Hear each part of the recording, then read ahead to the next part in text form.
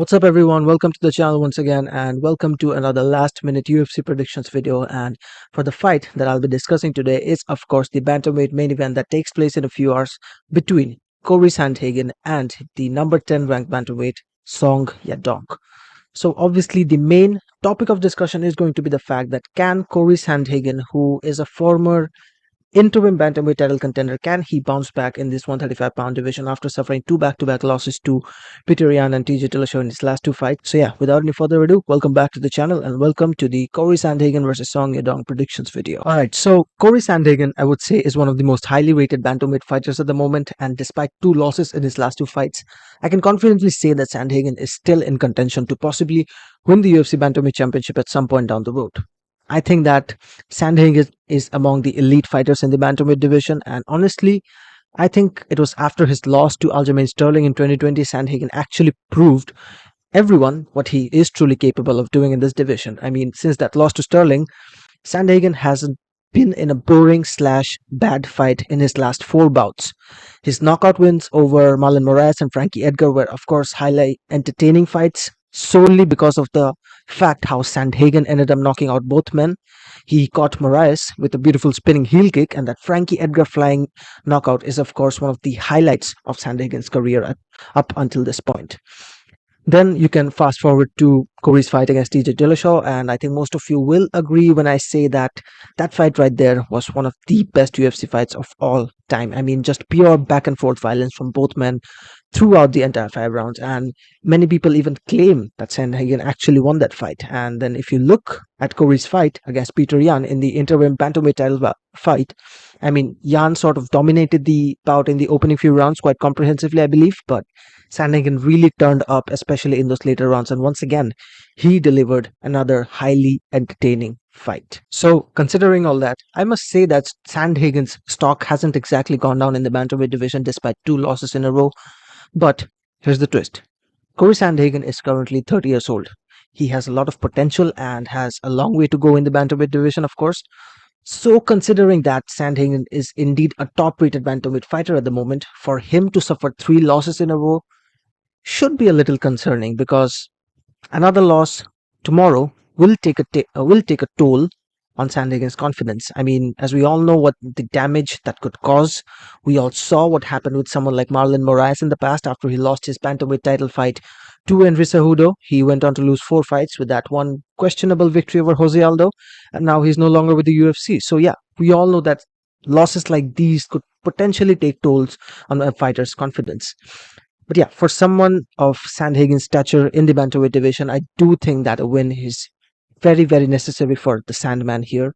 Now, standing opposite of him in the octagon will be Song Yadong, a 24-year-old bantamweight fighter who I still think hasn't entered his prime, and he's already so damn good. Yadong has explosive power in his hands and has all the tools to potentially knock out his opponents. Now, you might argue that Sandhagen has an incredible chin. We all saw it get tested against TJ Dillashaw in that fight. But the way Yadong has knocked out some of his opponents in the past was just absolutely brutal. For instance, we can go back to Yadong's last fight against Marlon Moraes. The way he caught Moraes with that combination, I mean, he's just so fast with his striking, and you throw in the added factor of his insane knockout power. So that right there makes a deadly combination that Sandhagen needs to be really, really careful about. Now, once again, if you go back to Yadong's UFC debut, the way he dropped Bharat Kandare that eventually led to the submission, I mean, once again, he proved how powerful of a striker he is. And you know what really makes this fight so interesting is the fact that Sandhagen is also ridiculously good with his striking. This guy knocked out Frankie Edgar with a flying knee out of nowhere. So of course, Yadong himself has to be really careful about Sandhagen's striking, and that is why I think this is going to be a pure striking battle between two of bantamweight's absolute finest.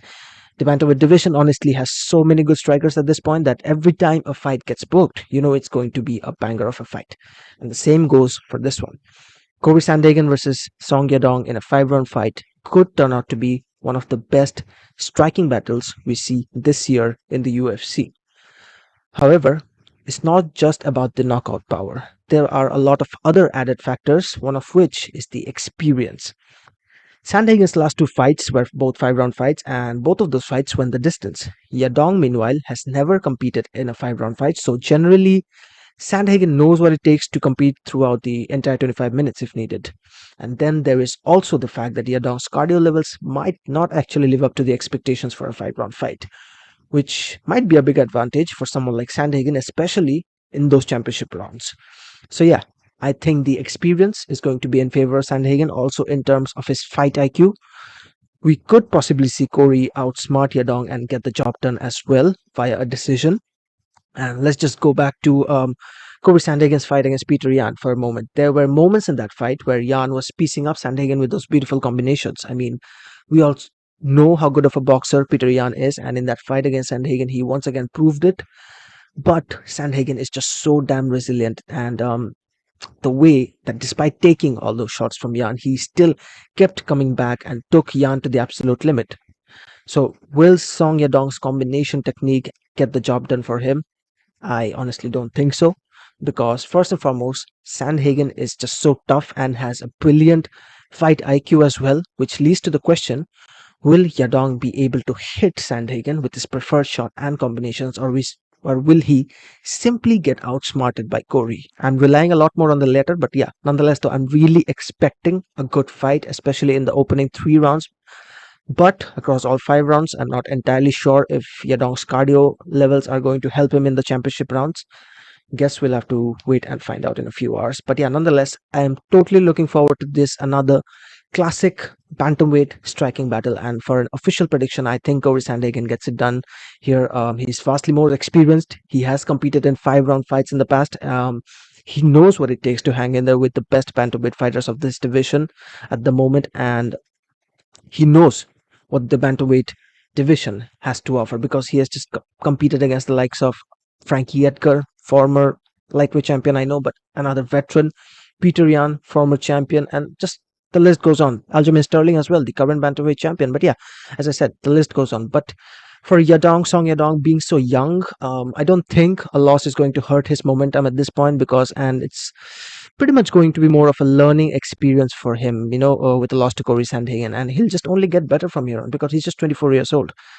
But yeah, I think that Sandhagen gets it done and gets back on the win column. So yeah, it's like I said, I think Cory Sandhagen will get it done here and get the victory, possibly via a decision, but we all can expect a potential knockout victory for either man here just because of the fact that both Sandhagen and Yadong are just so damn powerful. They have all the tools in the world to get the knockout victory here.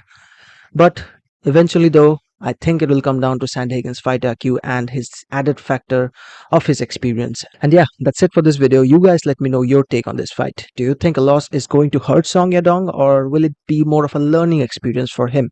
And yeah, I will see you guys later today for the UFC Fight Night watch along. And thanks for watching this video, everyone.